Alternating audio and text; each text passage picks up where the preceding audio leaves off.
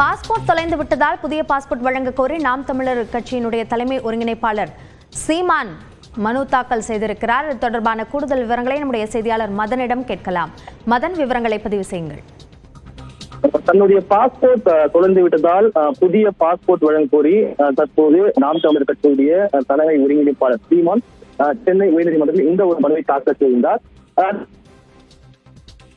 Passport தேடிய போது அது காணாமல் போல தெரிய வந்ததாகவும் அதனை தேட தான் தீவிர முயற்சி செய்தும் அது கண்டுபிடிக்க முடியவில்லை என்று தெரிவித்திருந்தார். எனவே தனக்கு புதிய பாஸ்போர்ட் வழங்க வேண்டும் என்று மண்டல பாஸ்போர்ட் அதிகாரிக்கு தான் விண்ணப்பித்த போது தனக்கு எதிராக நிலுவையில் உள்ள அந்த குற்ற வழக்குகளை சுட்டிக்காட்டி தன்னுடைய விண்ணப்பம் தெரிவித்துள்ளார்.